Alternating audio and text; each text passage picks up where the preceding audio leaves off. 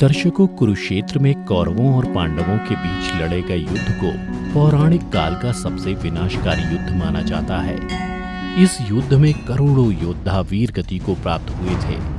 हिंदुओं के धर्म ग्रंथ महाभारत में वर्णित कथा के अनुसार यह युद्ध वास्तव में धर्म और अधर्म के बीच लड़ा गया था। अर्थात जो योद्धा पांडवों की ओर से युद्ध में भाग ले रहे थे वो धर्म के पक्ष में थे और जिसने कौरवों की ओर से युद्ध लड़ा वो अधर्म के पक्ष में था। कौरवों में सबसे बड़ा दुर्योधन था, जिसके चरित्र को पूरे महाभारत में एक अधर्मी की तरह दर्शाया गया है। परंतु जब हम महाभारत के स्वर्गारोहण पर्व को पढ़ते हैं तो हमें पता चलता है कि मृत्यु के बाद दुर्योधन समेत सभी कौरवों को स्वर्ग में जगह मिली।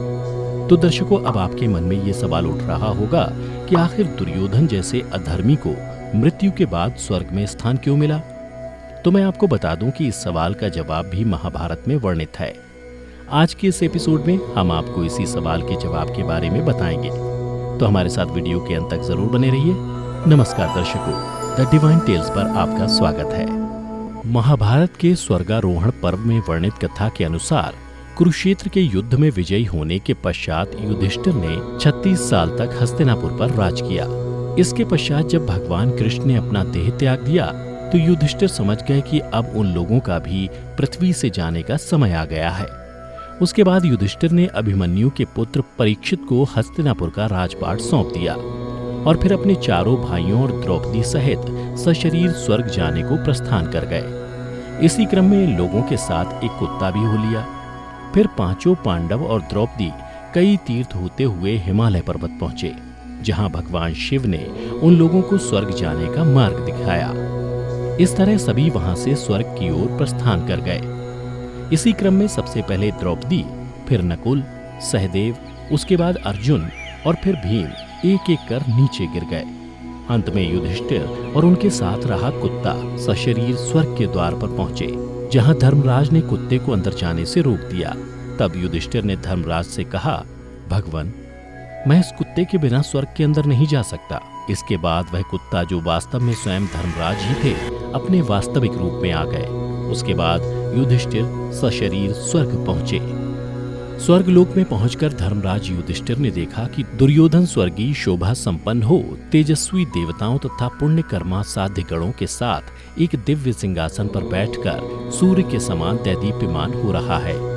दुर्योधन को ऐसी अवस्था में देख उसे मिली हुई शोभा और संपत्ति का अवलोकन कर राजा युधिष्ठिर क्रोध से भर गए और सहसा दूसरी ओर लौट गए। फिर उच्च स्वर में सब लोगों से बोले, देवताओं, जिसके कारण हमने अपने समस्त प्रिय और बंधुओं का हठ पूर्वक युद्ध में संहार कर डाला और सारी पृथ्वी उजाड़ डाली, जिसने पहले हम लोगों को महान वन में भारी क्लेश पहुंचाया था तथा जो निर्दोष अंगों वाली हमारी धर्मपरायण पत्नी पांचाल राजकुमारी द्रौपदी को भरी सभा में गुरुजनों के समीप घसीट लाया था, उस लोभी और दूरदर्शी दुर्योधन के साथ रहकर मैं इन पुण्य लोगों को पाने की इच्छा नहीं रखता। देवगण, मैं दुर्योधन को देखना भी नहीं चाहता। मेरी तो वहीं जाने की इच्छा है जहां मेरे भाई हैं। युधिष्ठिर की बातें सुनकर नारद जी पहले तो मुस्कुराए और फिर हंसते हुए बोले, युधिष्ठिर, ऐसा ना कहो। स्वर्ग में निवास करने पर पहले का बैर विरोध शांत हो जाता है। महाबाहु युधिष्ठिर, तुम्हें राजा दुर्योधन के प्रति किसी तरह ऐसी बात मुंह से नहीं निकालनी चाहिए, क्योंकि दुर्योधन ने कुरुक्षेत्र युद्ध में अपने शरीर की आहुति देकर वीरों की गति पाई है, जिन्होंने युद्ध में देवतुल्य तेजस्वी तुम समस्त भाइयों का डटकर सामना किया है। इतना ही नहीं, दुर्योधन महान भय के समय भी निर्भय बना रहा। उन्होंने क्षत्रिय धर्म के अनुसार तुम सबसे युद्ध किया, इसलिए यह अधर्म का भागीदार होते हुए भी इस दिव्य लोक में विराजमान है। नारद जी के मुख से इन वचनों को सुनकर युधिष्ठिर का क्रोध शांत हो गया। उसके बाद उन्होंने एक बार फिर देवताओं के सामने अपने भाइयों से मिलने की इच्छा प्रकट की। उसके बाद देवदूत युधिष्ठिर को एक ऐसे लोक में ले गए जहां चारों ओर अंधेरा था। गिद्ध और कौवे मंडरा रहे थे, हवाएं गंध से भरी हुई थीं, चारों तरफ से रुदन का स्वर आ रहा था। फिर भी युधिष्ठिर किसी तरह अपने भाइयों से मिलने के लिए देवदूत के पीछे पीछे चल रहे थे। पर जब काफी समय हो गया तो युधिष्ठिर ने देवदूत से कहा, हमें और कितना चलना होगा? यह सुन देवदूत ने कहा, हे पांडुपुत्र, अगर आप वापस जाना चाहते हैं तो चल सकते हैं, यह सुन युधिष्ठिर वहां से जाने वाले थे, तभी उन्हें कई रुदन का स्वर सुनाई दिया जो उन्हें पुकार रहा था। और जब वो उस आवाज के नजदीक गए तो उन्होंने देखा कि वहां उनके सभी भाई मौजूद थे। इतने में ही वहां अन्य देवता भी पहुंच गए और वह जगह स्वर्ग की तरह तैदीप्यमान हो गया। यह देख युधिष्ठिर ने पूछा, हे देवगण, ये क्या था? तब देवताओं ने बताया कि आपने अश्वत्थामा के वध के बारे में झूठ फैलाया था, इसलिए आपको कुछ समय के लिए नर्क में रखा गया। अब आप स्वर्ग की ओर अपने भाइयों के साथ प्रस्थान करें। उसके बाद पांचों पांडव और द्रौपदी स्वर्ग की ओर चल दिए और वहां पहुंचकर जब भीम ने देखा कि दुर्योधन समेत सभी कौरव वहां पहले से मौजूद हैं, तो उन्होंने युधिष्ठिर से पूछा कि भैया, दुर्योधन ने आजीवन पाप ही किया, उसने कभी कोई अच्छा काम नहीं किया, फिर इसे स्वर्ग क्यों मिला? क्या भगवान से न्याय में भी कोई गलती हो गई है? तब धर्मराज युधिष्ठिर ने बताया कि अपने पूरे जीवन में दुर्योधन का ध्येय एकदम स्पष्ट था।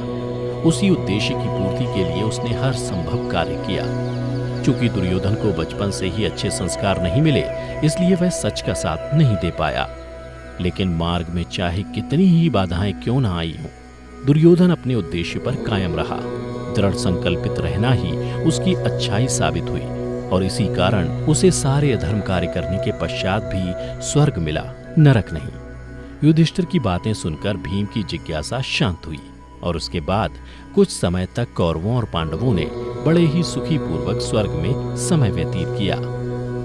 तो दर्शकों, उम्मीद करता हूं कि आपको हमारी ये कथा पसंद आई होगी। अगर पसंद आई हो तो ज्यादा से ज्यादा लाइक और शेयर करें। साथ ही ऐसी ही पौराणिक कथा की जानकारी के लिए हमारे YouTube channel the divine tales को अभी सब्सक्राइब करें। आज की वीडियो में इतना ही। अब हमें इजाजत दें। वीडियो को अंत तक देखते रहने के लिए आपका बहुत बहुत शुक्रिया।